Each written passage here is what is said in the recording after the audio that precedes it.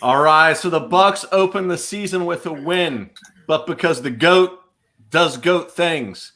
We got fantasy football and our picks. The Rays aren't exactly on fire, and they lose some key players to injured reserve. We have lots to talk about, and we want to hear from you. It's the first week of the NFL season, and don't worry, because we've been here for 76 weeks. It's that time. This is the main event.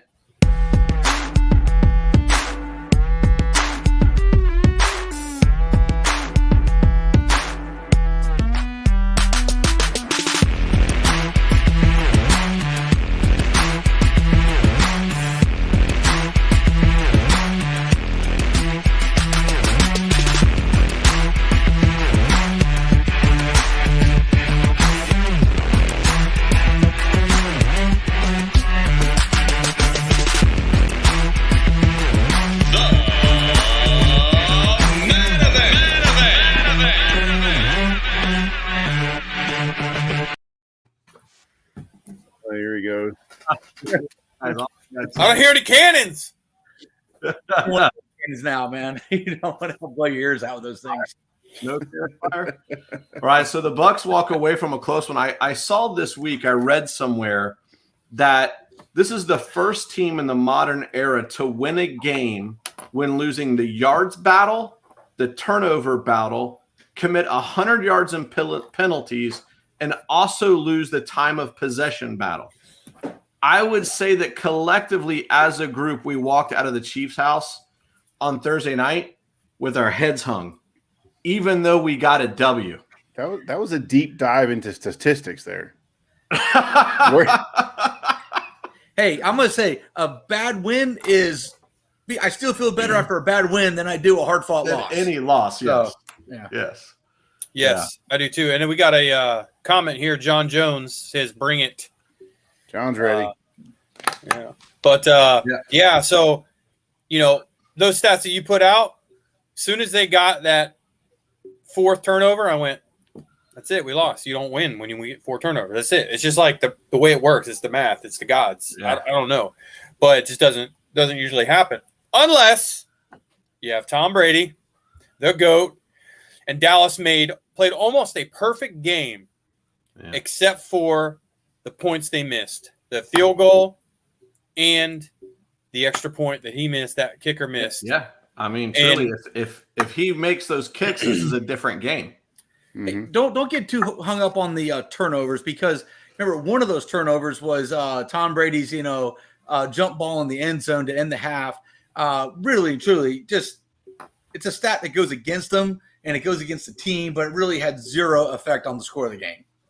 Well, unless he would have run it back. He ran it back like 45 to 50 yards. Yeah, but in the end, he didn't get there. So you still got 3 legitimate turnovers. Still 3 legitimate turnovers. One, it's a problem because Ronald Jones, that was a problem last year. He got benched for the same thing. Mm-hmm. He's going to have to work that out pretty quick, or he's not going to be playing. 2, one got tipped. Remember the Fournette tipped it, so it wasn't Brady's fault there. Is that the one you were just talking about, Chief? The tip? No, that was the halftime one. The halftime end zone pass. The Hail Mary. But then the other one was Godwin, who was trying to get some extra yardage there at the end, to get some glory into the end zone maybe, and left the ball exposed. And in the NFL, that's what they do, man. They punch and they go for that ball. So our guys got to be a little more conscious when it comes to protecting that football. First game of the season, the starters really don't get a whole lot of playing time. They'll tighten that up, or Tom Brady will bench you. And but he's in control of that, huh? Anyway, I bet he is. The good news is that the Bucs are so good that they can do all these things and still win. Although I'm scared about what happened with the defense. Yeah, that's matter of fact, that's John's comment. He'd like to see a little more defense. So. Yeah, listen, I think we were all right, John. Like, where is the defense? They beat us on these little, they dinked and donged us 3 yards at a time. We at some point, when do you jump that screen? They must have run that play 20 times. Yeah, well, that's a hard play to defend. That's why they ran it. That is a a key to beating the Bucks. I think they mentioned during the broadcast that that's the same way the Rams beat the Bucks earlier last year. I think that was the Thanksgiving week game. Anyway, so that's kind of like the West Coast offense that Gruden made famous, and George Seifert made famous. It's hard to defend against, and you can get a lot of missed tackles and take advantage of a lot of yards that way. So not all teams can play that. You've got to have an excellent pass catching backfield, a quarterback who's a little more heady. So we'll see. But that is definitely a weakness right there. So let me camp out on the Cowboys here for just a second, okay? So I said last week, Mike McCarthy and Dan Quinn are really good coaches, and they showed us exactly why. Okay, we come in here after last year having the number one run defense. They've got Ezekiel Elliott. Bruce Arians even says the keys to stopping the Cowboys is stopping Ezekiel Elliott. Sorry. So what do the Cowboys do? They abandon Ezekiel Elliott. The guy has 11 carries for 33 yards. For a guy that I think a lot of people were expecting, expect week after week to get over 100 yards. He was a non-factor, and part of that is because they just didn't give it to him. Todd Bowles, on the other hand, he was so caught up on stopping the run that he had, 4. I always like to see 4 on the line, and sometimes he had 5 and 6 on the line. The Cowboys had a plan for that. Their plan was exactly what you said, Pooh Bear. They're going to throw these short passes, screen passes. There are ways to defend that. You just can't do it with 5 and 6 guys on the defensive line. And they saw what we were doing, and their game plan was really good. And they exposed us to a lot of things. They exposed our secondary, who, okay, so you figure there's 11 guys on the field. If you got 5 guys on the line, and if you've got 3 guys covering receivers, that's 8. That only leaves 3 people to cover the rest of the field. There's a lot of turf behind you. So these guys have to play off, because they can't afford to get beat deep. So, the Cowboys, like I said, they saw a weakness with us, and that was being over aggressive against the run. I've really felt that, like in the even late in the third quarter, when we stopped trying to blitz the guy and we stopped trying to send more than 4, we started having a lot more success on defense.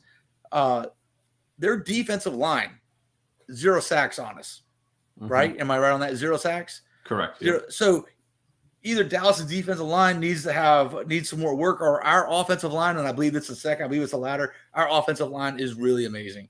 Those guys held their ground, and when you see what Dallas was doing up front, trying to get pressure on Tom Brady, and in the backfield, he just wasn't there. So congratulations to the Buccaneers offensive line, who did a really good job. And to Chief's point there, to add a little bit there, he did focus a lot on that run. But if you watch the Super Bowl last year, and when you see those defensive ends and all that pressure and our entire defensive line, you see all that pressure and how upfield they come, you're like, how can we capitalize? How can we beat this team? All right, let's wear them out. Let's do what Brady does to everybody. He gets rid of the ball. By the time the defensive gets to him, they keep coming and they keep coming and they keep coming. It's already gone. It's already gone. You wear them out the first half. They're tired. Where Dallas made the mistake was, and I thought that this was their plan, but I guess it wasn't. You do that plan in the beginning of the game, wear out our defensive linemen. I mean, they're just coming every play, right? And they're throwing short passes, throwing the screens, getting rid of it. Great game plan. Second half, they run Ezekiel Elliott, and he gets 9 yards on a run. And I'm like, oh, no, this is their plan. Let our guys come at them for the entire first half as fast as we can. They're tired. Now, let's pound them with Ezekiel. And if they would have done that, they would have controlled the ball more. And our guys were tired. If they would have pounded the ball with Ezekiel in the second half, it may have been, I don't know if it would have turned out, but it didn't look good because he had 2 runs that were pretty solid, and they didn't run him anymore, though. And it's not like we were ahead by 10 points. Well, part of the reason they had to do that was because the Bucs blitz was so effective that he was staying into block, which was giving Dak time to make those passes. So him in the blocking game, eliminates him from the run game 100%. So I think that's why you didn't see much of him all game, is because they had to keep him in the block and he was doing a great job of picking up the blitzes. He was really being effective at that.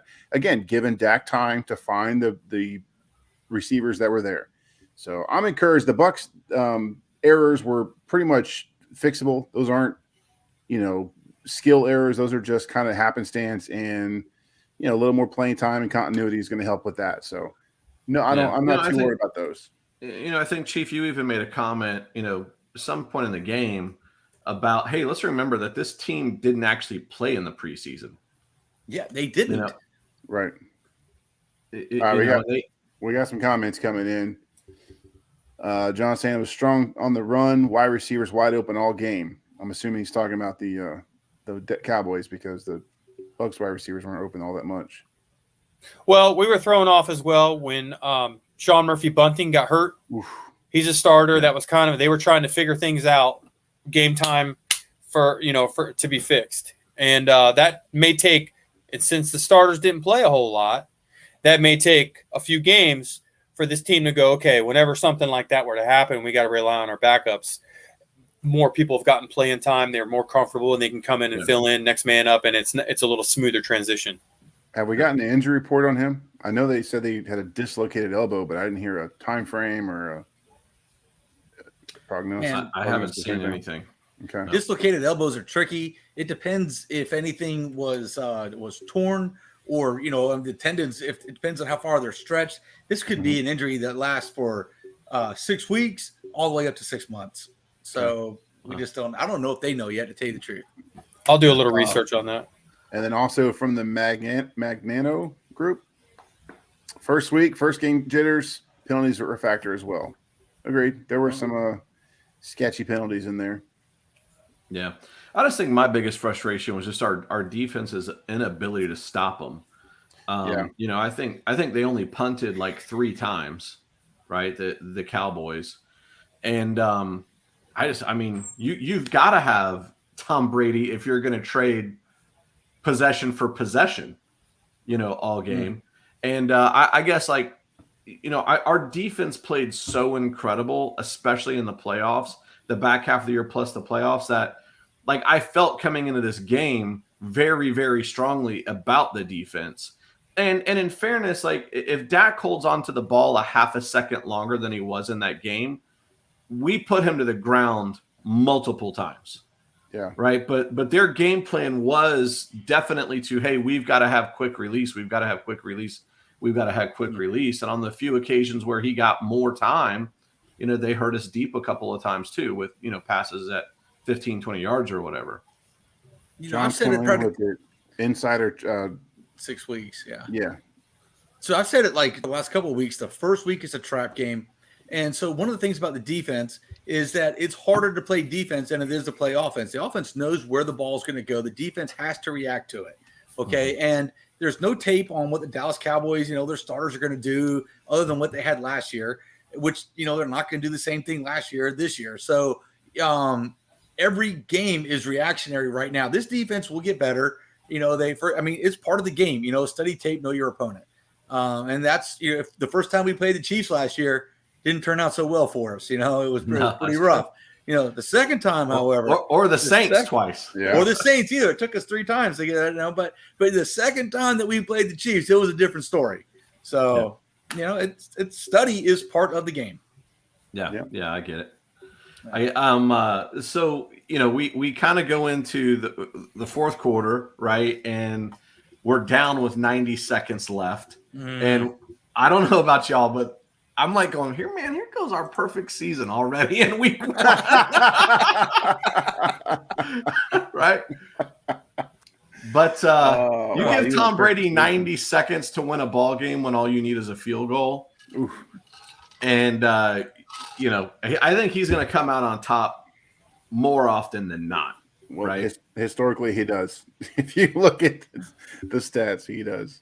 I would love to know what Tom was looking for on those 3 plays he had from about the 20-yard line. Those 3, he snapped the ball. He obviously didn't see what he wanted, and then he threw it to the sideline. Right. It was a quick decision. I really wonder what he was he looking for some sort of a matchup with Gronk? Was he looking for maybe just a missed assignment someplace? I don't know. At the very end? Yes. Yeah. He was just trying to kill more time clock.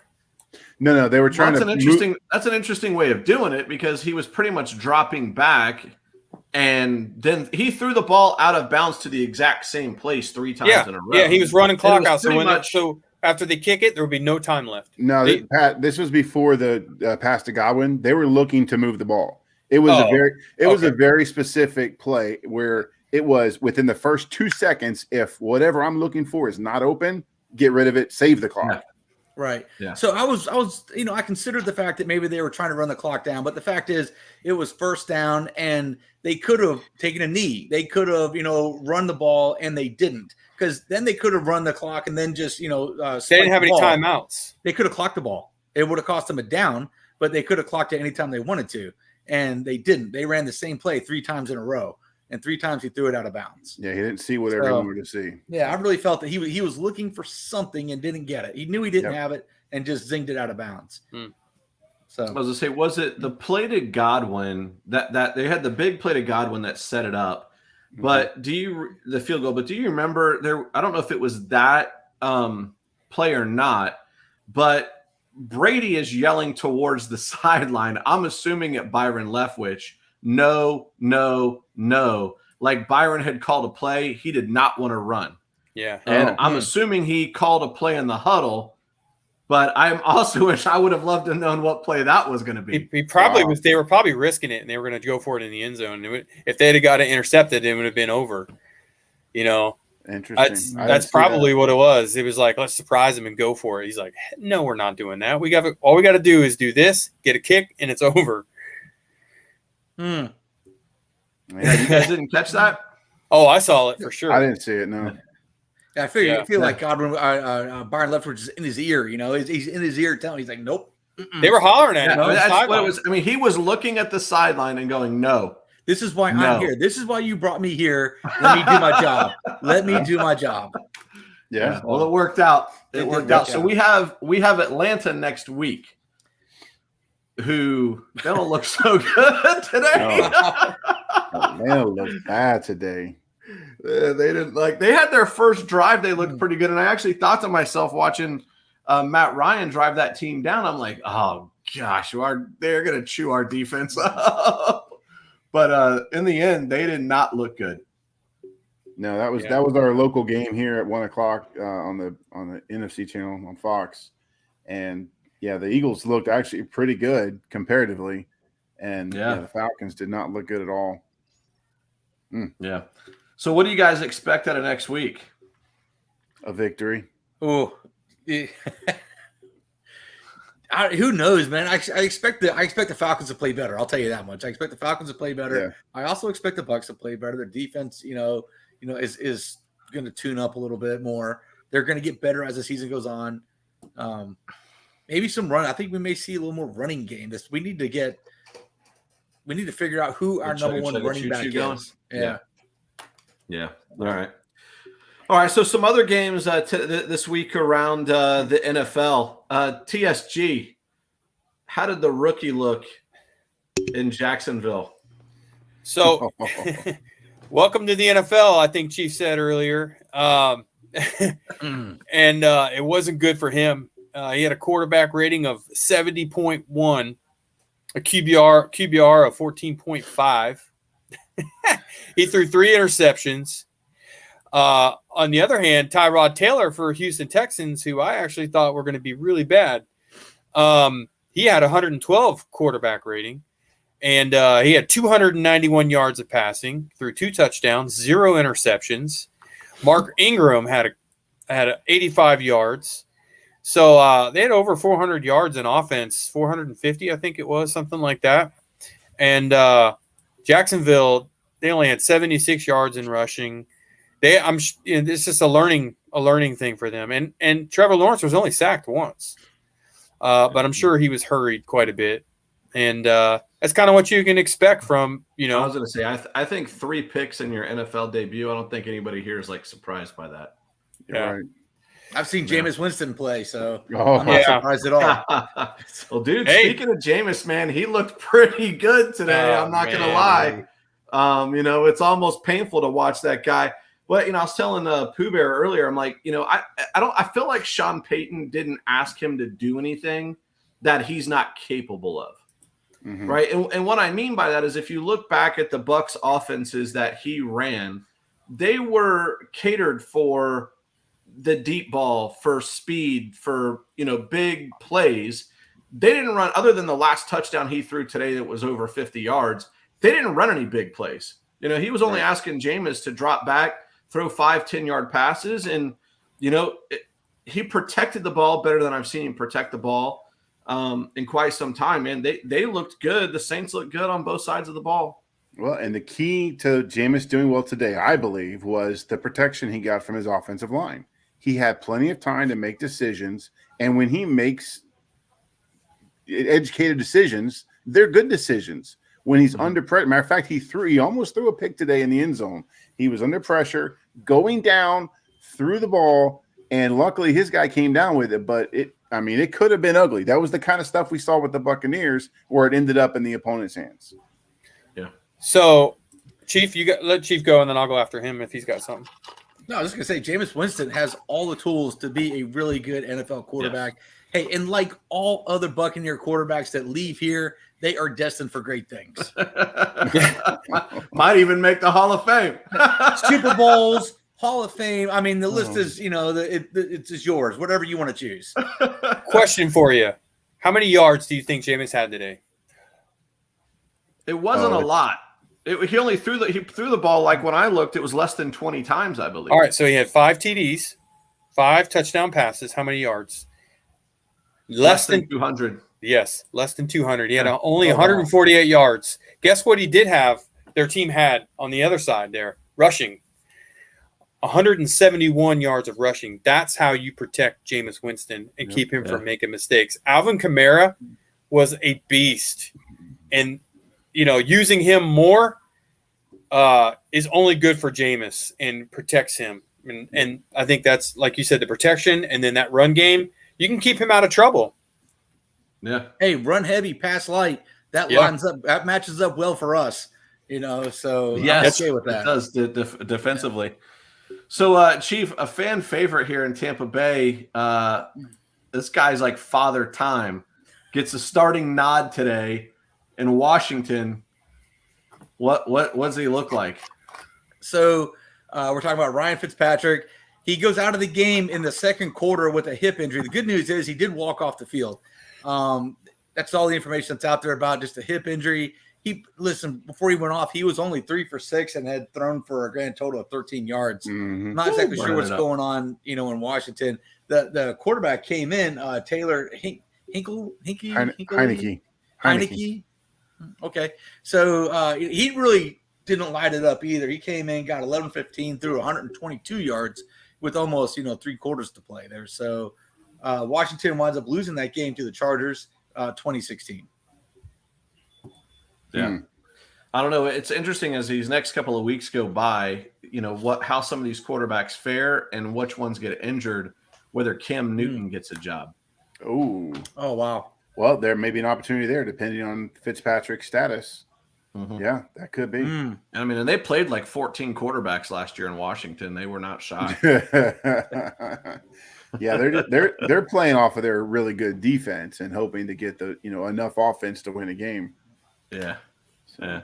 Pooh Bear, who laid an egg today? Like who took a loss that you weren't expecting? Well, the Buffalo Bills. Right there. I'm going to put it out there real quick, fast, and hurry. I thought the Buffalo Bills were going to look a lot better. I thought the Steelers were a little toothless coming into the season. Mm-hmm. They did not look to be toothless in the second half today. First half they did. The Bills, that was the other game that was on for us locally on CBS for the AFC, was the Steelers and Bills. So I was able to watch most of that game. And yeah, man, the Bills really couldn't move the ball. They were winning the game at the half. I think they were up 10-0 at the half. And then the Steelers just poured it on them, man. Had some special teams plays. But Roethlisberger was looking good, moving around, 6'6", 300 pounds. And he's moving around like, at 40 years old, man. He was incredible. So Juice Smith there, he was looking awesome. Juice Smith, Gister, whatever his name is. Yeah. Anybody else you felt kind of? Was anybody surprised by Green Bay taking it on the chin the way they did? Well, the Green Bay tanked. I actually we're going to get to this. I'm going to do a little preview here, but a lot of us picked Jacksonville to beat the Texans. Urban Meyer and Trevor Lawrence, that didn't turn out so good. So that would be, my egg right there is Jacksonville. Okay. Yeah, Terry Bradshaw actually had something to say about Aaron Rodgers in the pregame show, where they were kind of discussing the offseason shenanigans by Rodgers, and he had an interview with Aaron Andrews, Tampa's own Aaron Andrews. Shout out Bloomingdale High School. And she asked him basically, what did you want? And he went on to explain how he just wanted to be involved in the free agent decisions, this and that. And, so they get back and Michael Strahan's like, yeah, he should be involved. He knows what he's doing. He knows the locker room better than that. And then they get to Terry, and Terry just lays into him. He's like, no, your job is the quarterback. You should focus more on quarterbacking. You were the MVP of this. You were the MVP of the league last season. What more do you need? It sounded like an awful lot like the comments I made a few weeks ago when we were talking about this very subject. But it just goes to show you, had he focused more on being a quarterback of this team today, he probably would have looked a little better and made some more completions and led his team to victory over a Saints team that, is probably mediocre at best. And had Green Bay just let him be involved in some of the decisions, then he would have never had to focus on that. No, they have built a good enough team to get him to the NFC Championship game. They were a field goal away from going to the Super Bowl. It's all about good enough. By the way, they were bad coaching decisions at the end of that game away from going to the Super Bowl. Right? If they'd have made different coaching decisions at the end of that NFC Championship game, it could have been different too. We were all shocked when they made the decision to kick that field goal. Right. This was not a personnel loss. Yeah, it might have been different. We don't know that. Correct. I know we might have been. I'm just saying that there's multiple hands in this pot. I don't know if anybody got an opportunity to watch that game, but did you see him on the bench? Yeah, just kind of nobody talking to the guy. So just chilling, chin up in the air. Nobody around him. Nope. Yeah. So, hey, in contrast, do you say in Pittsburgh? In Pittsburgh, there was an issue with TJ Watt this past week. Okay. Do you know that Terry Bradshaw gave up money to re-sign TJ Watt to what he was at, somewhere around what he was asking for, which is the highest paid defensive player in NFL history? I mean, so that's a difference, I think, in leadership there, because, I really feel that oh, good night, man. Art Rooney. Who you got? No. Mike Tomlin. Packers quarterback. Aaron Rodgers. What's his name? Say you're not old without good night. How about it, man? I feel like Aaron Rodgers was like, I want to be a part of this. I want to do this. He was all about me, about what he wanted. Okay. Whereas the difference here, the Pittsburgh Steelers quarterback, I can't remember his name right now either. Maybe I'm having a stroke or something. You honestly called him Bradshaw just 30 seconds ago. I don't doubt it, man. I don't doubt it. When you lost me, you're like, Bradshaw gave up his salary. I was thinking myself. Ben Roethlisberger. Does Fox own the Steelers? Yes. We need an ambulance. Over to Spruce Pine Drive. We have a stroke victim. Well, it would be going to the wrong address, as that's his old one. Oh, man. No, Spruce Pine is his real one. No, what's in this coffee anyway? What is in this coffee? Wow, there's so much going on right now. Okay. All right.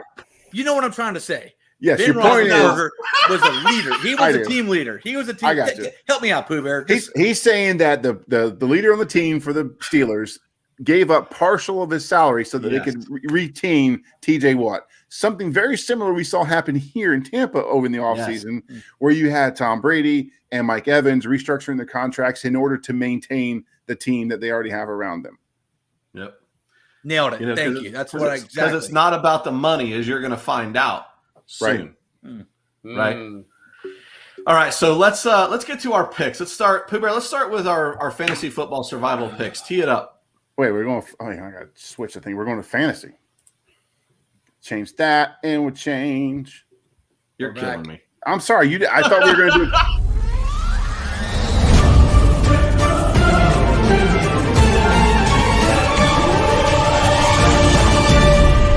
You're a wizard, Harry.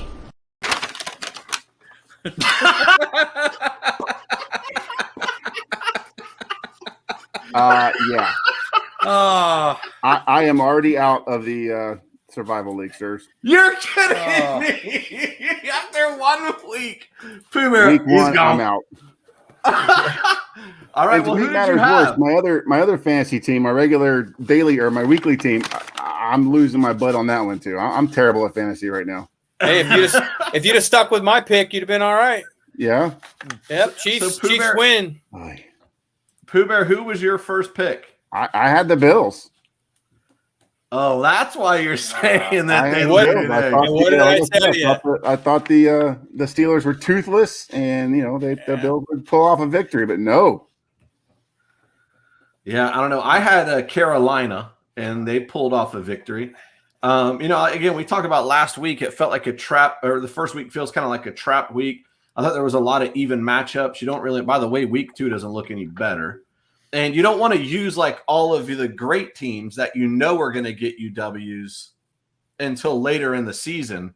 So it's a little harder. But Chief, are you still in the league? I'm still in. My 49ers, I picked the 49ers over the Lions, and the 49ers won. And I'm going to be in the league next week too, because I say that the Cowboys are going to beat the Chargers next week. Ooh. That's my pick. That's interesting, intriguing. Yeah. Okay. TSG, how'd you do? Hey, I picked KC, and so I'm still in. You were close. You were close. Hey, Pooh Bear's you can't checking. if you don't win that first week, you're done for the season. Snap. You know what I mean? Well, there's 3 minutes left in that game. There's And 3 they do minutes have a left in that 4-point game? lead. No, I showed It's it. not over yet. No, It's not over yet. It's a final. 29-33. I showed it as a final. Unless I might not been refreshed here. Well, it's your it's your 'cause internet. You can't see. You can't see can't what see. the fantasy Yeah. failure had on. All right, so TSG, who are you going to pick in week 2? That's the final he won. Have you taken a look at the matchups? No, I have not. I don't know who I'm picking. I'm not actually in the Survivor League. Oh my gosh! I never signed up, but all right. So we're gonna have to have a meeting after this show. How does that happen? About TSG's future. How does that happen? I told you guys. All right, I didn't write down who they were playing when I did my picks, but I'm picking the Browns over whoever they're playing for next week. Okay. You're picking the really? The Browns are playing the Bears. The Browns almost beat KC. Yeah. I told you guys the Browns are going to be a good team, and I had Baker Mayfield MVP, so we'll see. We'll see. They did lose. But Pooh Bear, who you got? I'm out, bro. He's out. You're out. Wow. So TSG and Pooh Bear are already out in the survival. Well, TSG was never in. Hold the screen, okay? Because Pooh has misspelled fantasy. What? Yeah, he's got fantasy on it. Fantasy failure. that is how you spell fantasy. How would you spell it? Is that how you spell fantasy? It just looks wrong. FANTASY. The wheels are coming off. Hang on. I'll get back on. Yes, ma'am. You're at the wrong house. I called 911 like 15 minutes ago. Mrs. Chief, please help. Are we sure about that? Hold on. Now he's going to Google it. He doesn't believe us. Hey, you're right. Never mind.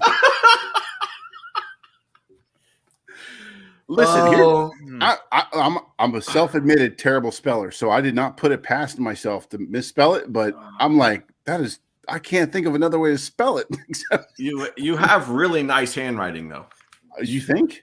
I think it's atrocious, but okay. I appreciate the compliment. All right, so you guys want to get to our picks now, or you want to come back? I thought that's where we were going. Was our normal picks? Oh, okay. Okay. Well, Which is why I wasn't prepared. How about before we get into baseball here, let's take a look at how we did this past week. Yeah. Right. So we picked the games that we picked were Seattle versus Indianapolis. Yep. I believe that myself and the Chief both got a point there. Yeah, you both took Seattle. Right? No. Then the Pack. Hang on. That's not right. B-Love, you're the only one that took Seattle. I took the Colts. TSG and Pooh Bear also took the Colts. I have your name under Seattle. Okay. Hey, listen, I'll take the victory. No. I got it right here too, and I got. Okay, I'll take the victory. All right, that's an honest man right there. I'm telling you, I picked the Colts. Right. How about the Pack and the Saints? How do we do? Me and you took the Packers. Chief and TSG took Jameis.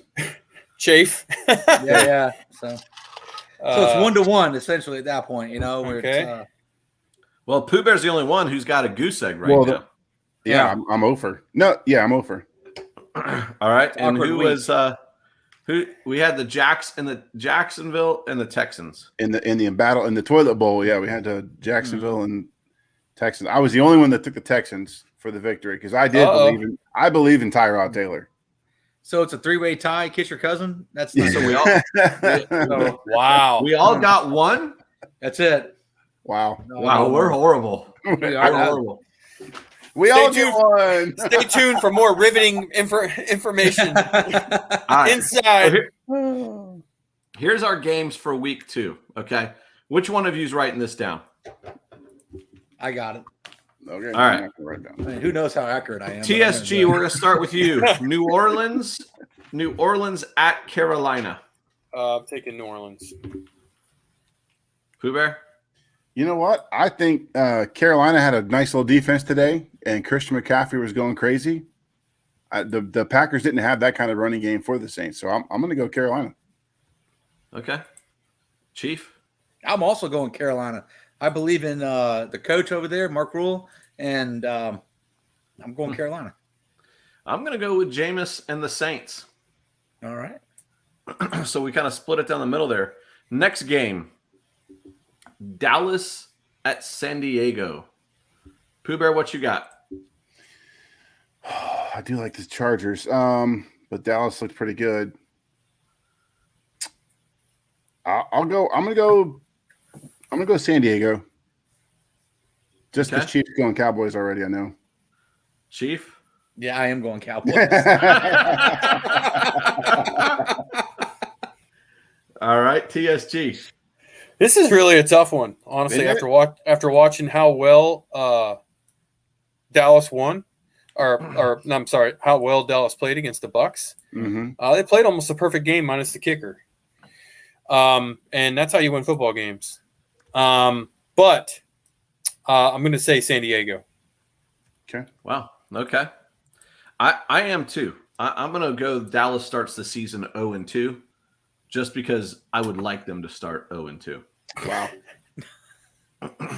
So. All right. What's our third game?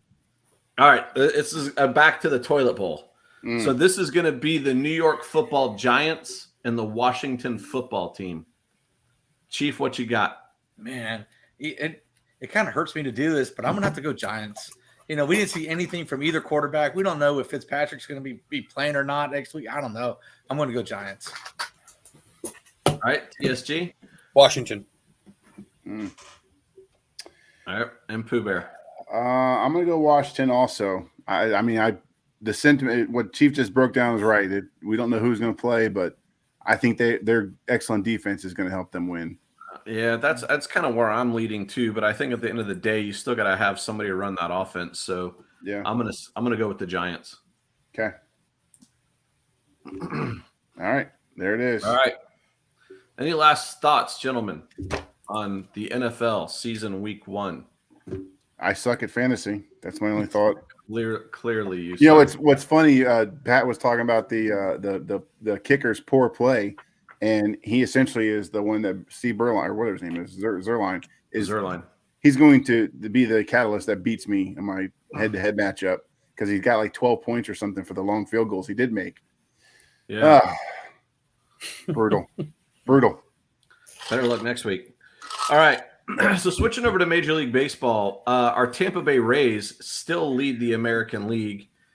They are still way up in the AL East, but thank goodness that New York and Boston are also faltering because we're currently at 500 in the last 10 games. We lose a tough one today in extra innings after we come back to take a 2-run lead.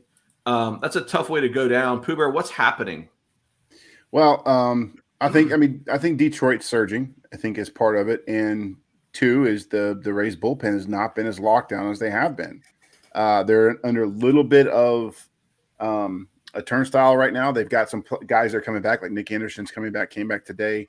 Some of the guys are going to be sent back down. They probably shouldn't be here, like this Lewis Head or Dave Head, whatever his name is.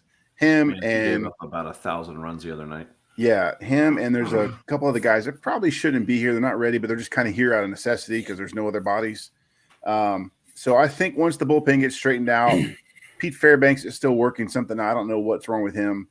He just came back off the IL. He's still not right. So once those guys that are been not right get bright and get some of the guys that aren't supposed to be here out of here, I think they're going to be okay. But yeah, that's the secret right now. They're still getting some offense. I scored 7 runs today. They're just not getting the lockdown performance from the bullpen like they have been. So and they lost Archer this week. They lost Wander Franco is gone with a hamstring. Archer pitched another 4 innings and he's down again. Yeah, I could definitely rant on Archer right now. Chief, I was about to ask you. So this week, Wander Franco, or just yesterday, Wander Franco and Chris Archer go to the IR for 10 days. What do you think that means? Where does that put us? So, I mean, we had a 9-game lead. I think we'll probably be okay. Chris Archer, you're only talking about a guy who plays once every 4 or 5 days. So, and then realistically, he's only pitching 4 innings at that. So, as much as I would like to see Chris Archer do more, we're just not getting it from him. So, and we haven't got it from him all year. Mm-hmm. So, I really don't know that Archer affects us as much. Wander Franco, on the other hand, wow, that guy has been an absolute lightning bolt to this team. I mean, just, the reports were that, he doesn't strike out, and he doesn't strike out. He puts that bat on, every time. His defense is good. So just a guy that's getting the team fired up. What is he at 39 straight games on base? I think that's where the streak is at. Yeah. So, that doesn't stop there, right? He gets to continue that when he comes back. Correct. Yeah. Okay. Yes. So so he's got the potential. He beat Mickey Mantle's where Mickey Mantle's standing was at for a rookie. That is something to say right there. So losing him, that's a big deal. Yeah. Let me ask you guys this, Pooh Bear. You were just talking about this about kind of like the the turnstile in the bullpen right now with guys coming in and coming out. We see Archer. He's thrown, I think he threw 5 innings the game before. He throws 4 innings now. Do you think that there's a strategy to this? Meaning, none of these guys are going long innings, regardless of. I know the bullpen's giving up runs, but they're also none of them are throwing a lot of pitches, and we're seeing some guys get innings that we probably wouldn't expect to get innings this time of the year. Does it have anything to do with the lead that we have in the AL East? Do you think there's a strategy? What do you guys think? No, I think it's just out of necessity. They don't have a true starting rotation that's getting quality starts. A quality start is anything more than 6 innings or 5 or 6 innings. Can't remember the exact number. One of those two. So, we're not getting that from any of our starters except maybe McClanahan, who's also on the IL for 10 days. So when you're going to run, like today, they ran Patino out there for 3 innings. I was flipping back and forth watching the football, so I missed exactly when he came out. But he didn't reach that quality start level. So you've got the bulk of the game was pitched by bullpen pitching, so which is all situational. So I think it's the lack of having those true thoroughbred starters that most teams have, and that's why they're going through the bullpen so fast. And I think it's okay. We saw the Royals win a World Series a few years ago with a bullpen. They were a bullpen team winning the World Series. I think the Rays can do it. They've got the offense. They do have the arms when they're right in the bullpen to do this. I don't think it's intentional. I think it's happenstance. It's what's happening to them right now. Okay. All right. I just thought there was a chance that maybe they're kind of being intentional about limiting the number of innings these guys are getting. Let's save some arms for the playoffs. No, I think you may be right on to some of that. And I don't know if it's limiting the arms as much as it is as exposing the arms, to big league action and getting them out there and see who is ready, when we get to the playoffs, who can he fall back on? because say like I'm not a huge fan of Chargois. I mean, he just hasn't shown to me that he can get out of an inning without giving up a run or deep or a long ball. I mean, he seems like he's throwing home run pitches, every game that he goes. I don't know that I would be comfortable putting him in a game in the playoffs. So you think they're using him in specific situations to see if he's got what it takes when it comes time for that? I do think that's part of it. Yeah, it's a test, for these guys. Let's see what you got, and we do have a 9-game league. It's still 9. Did the Yankees lose? No, not the Yankees. We need to talk about the Red Sox because the Yankees, the Blue Jays. Yeah, we better talk. Well, yes. We're going to get a shot at the Blue Jays. We're going to get a look at the Blue Jays here. Yeah, 6 games with them coming up next 2 weeks. Yeah, that's a big deal right there. It's a huge deal because they are on fire. Hey, they play us really well. Yeah, Taylor Walls, by the way, came up and he's been doing pretty well himself. That's his glove. He's playing shortstop. His glove's really solid. A couple nice bats, some really good base running, by the way. Yep, so he's very quick. Yeah, yeah, very fast. He's not as exciting too. Yeah, he's not as exciting as Franco, but I think he's a good fill-in for now until he comes back. Well, at some point, I would imagine both of those guys get some significant playing time. Yeah, no, I agree. I still a firm believer here in the next two years or so, you're going to see Franco move over to third. You'll probably see Taylor Walls playing short. You're going to see Vidal Brujan playing first or second, and then you're going to have somebody playing first, probably Josh Lowe, who came up and played outfield this week. Looked fantastic doing that. Yeah. So the Major League Baseball has a record 9th no-hitter yesterday. And we've seen this a couple times this year too. This was a combined no-no. Mm-hmm. Is the no-no still a thing? It's a thing. It's just too much of a thing. So you're saying, is it still a big deal that if it happens? Yeah. I mean, because I feel like every night I get a push notification on my phone that there's a no-no watch. I feel I get one almost every night. Yeah. No. And the guy loses it in the 7th or 8th. But my point is they're either throwing them or they're getting deep into games with no-nos. Yeah. No, it is. I think it's a lack of. I mean, if you look at the batting averages and the OPSs of players right now, all batters, I think the highest batting average is 360. I had it up on my screen a minute ago. Anyway, so it's not common to have bat hitters that are over 300 anymore. It used to be all the rage, and that I think combined with some of the expanded rosters of we're in after the expansion years with. When the Rays came in and the Rockies came in, the Diamondbacks came in, that, you've got a talent pool that's a little bit depleted, and you're just seeing more pitchers have an advantage over some of these. And a lot of these hitters are strikeout or home run guys. That's all the rage right now too. Yeah, we're starting to see a lot more of that. So Pooh Bear, I'm hearing you say that you think this is better pitching. I think it's worse hitting. I think it's hitters that aren't keen on hitting for average. The hitters nowadays want to hit for the power. They want to hit the long fly and hit for the multiple bases, the extra bases. And I don't think, the Tony Gwynns of the world. Wander Franco is going to break that cycle. He is a average hitter. He wants to hit for average. He doesn't have a lot of power. He does have power, but he's not going to hit for a lot of power. He's going to hit from both sides of the plate, and he's going to get on, and he's going to be a threat every time he comes at the bat to get a base hit. Well, how about this? The rookie's going to have the highest batting average on the team. He has the highest batting average right now. And he had to learn how to hit in the major leagues in the first, 30 up at bats, whatever it was, where he was having that real hard time. You take that out of the mix, he's over 300 hitter. Now, what's going to be interesting is, and I don't doubt him, is going to be what he does next year, because everyone knows once you get study tape on you after the first year, they start to try and figure you out. The guys that excel still in their second year are the ones that I feel have a long, good careers, successful careers. So that'll be interesting. Long way off, but right now he's on fire. It's great to have him. Mm-hmm. Yeah. Major League Baseball has noticed, the no hitters.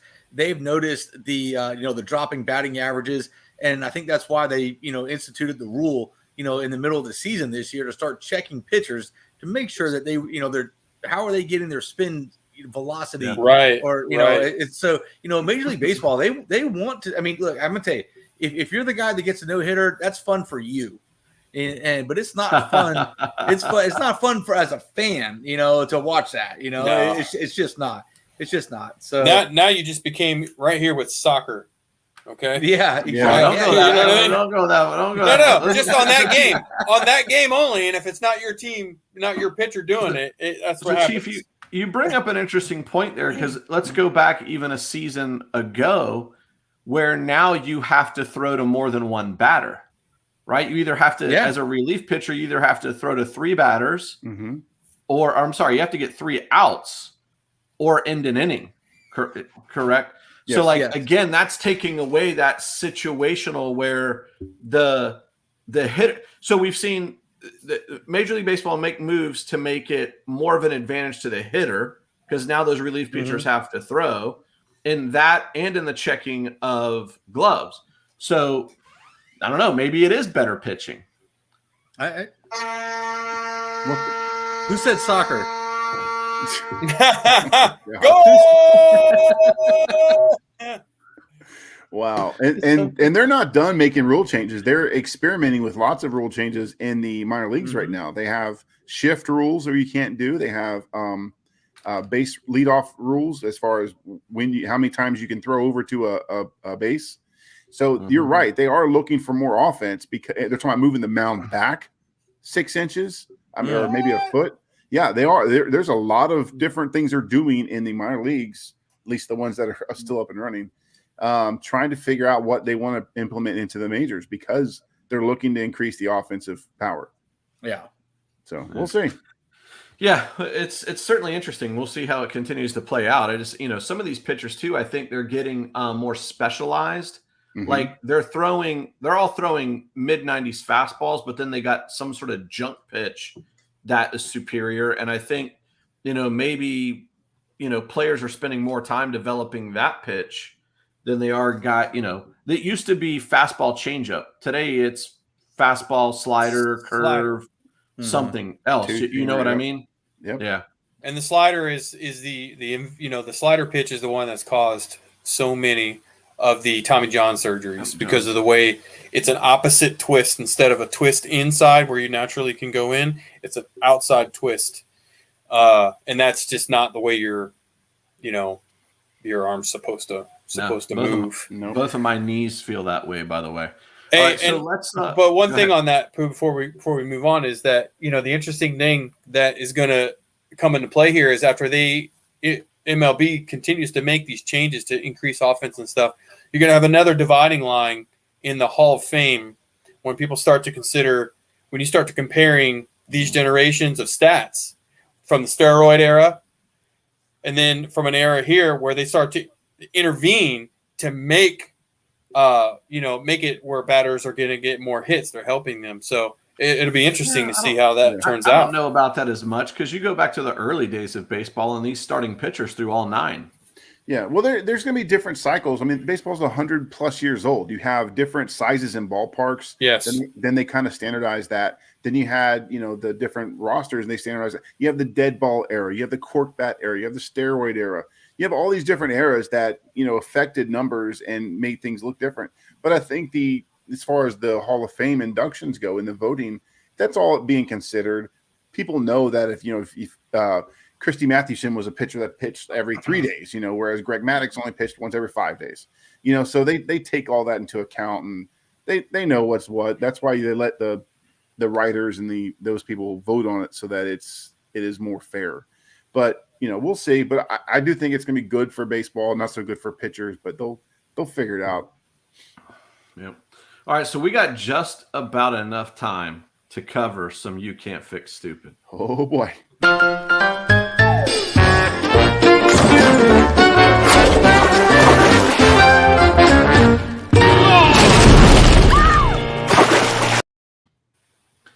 Chief, what you got for us this week?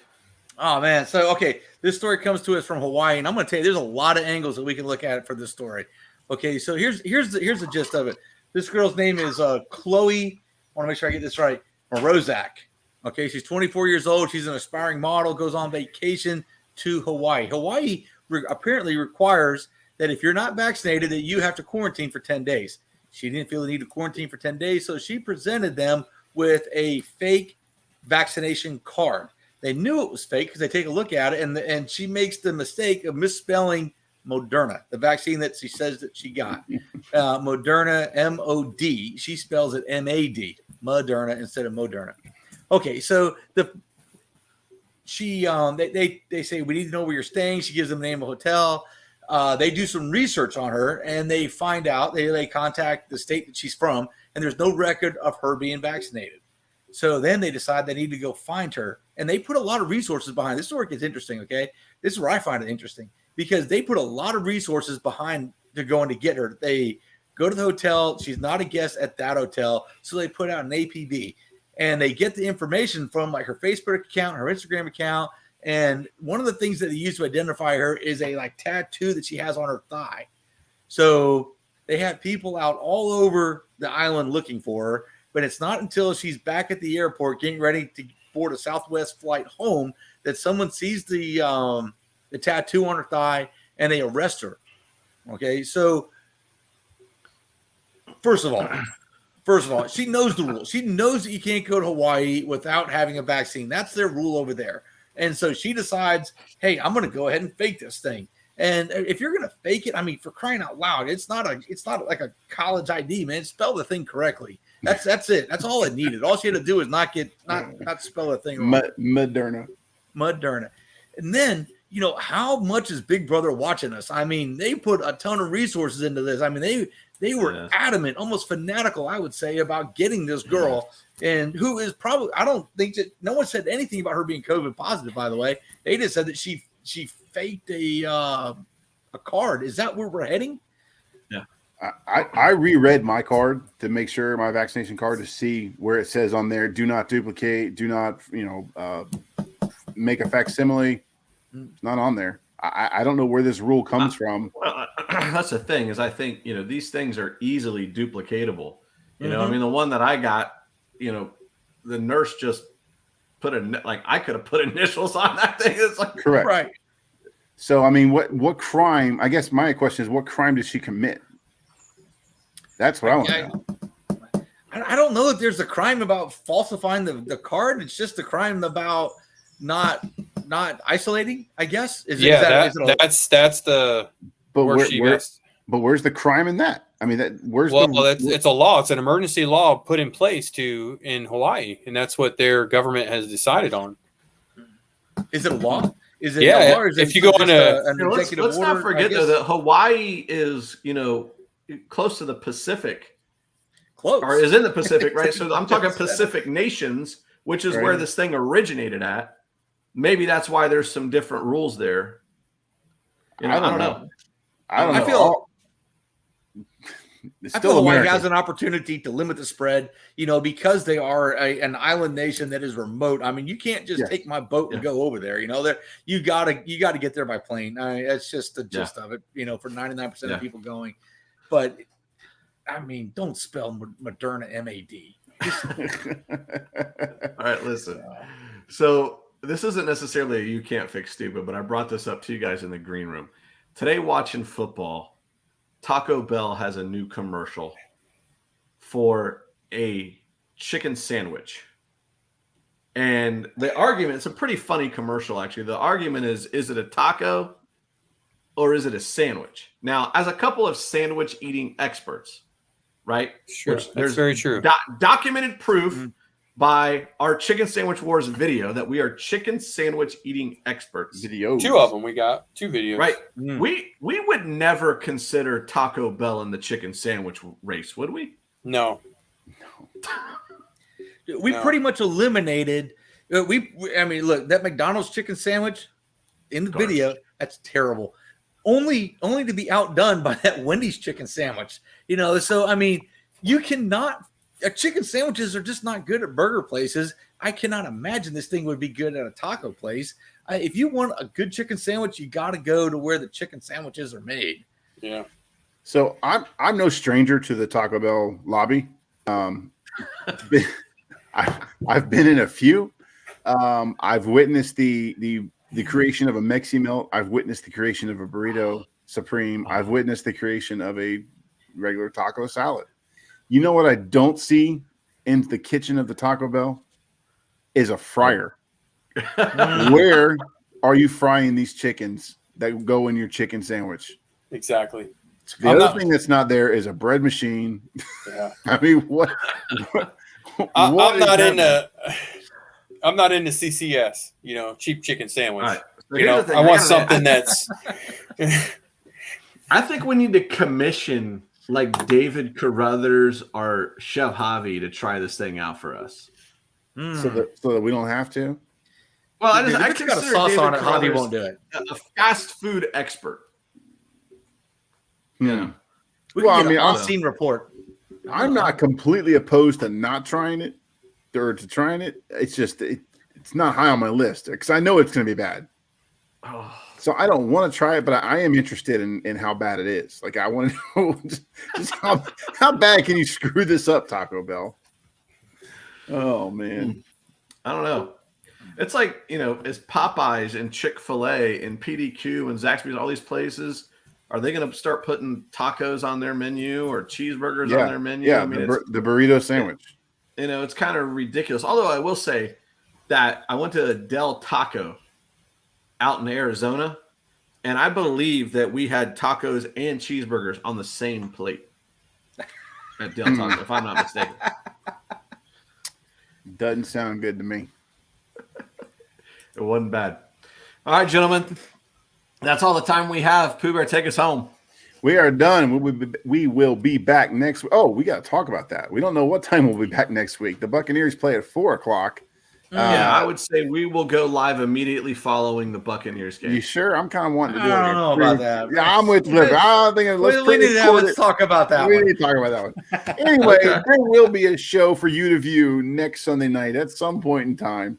Stick around for that. Thank you for being here tonight. Thank you for the interactions with John and Ron and the Magnano group. Can you help me out with that, Beloved? Magnano group. The Magnano group. The G is silent. Thank you for the pronunciation help. Go ahead and like this video. Subscribe to our channel so you never miss any other videos that we upload, which may be a vlog coming your way very soon.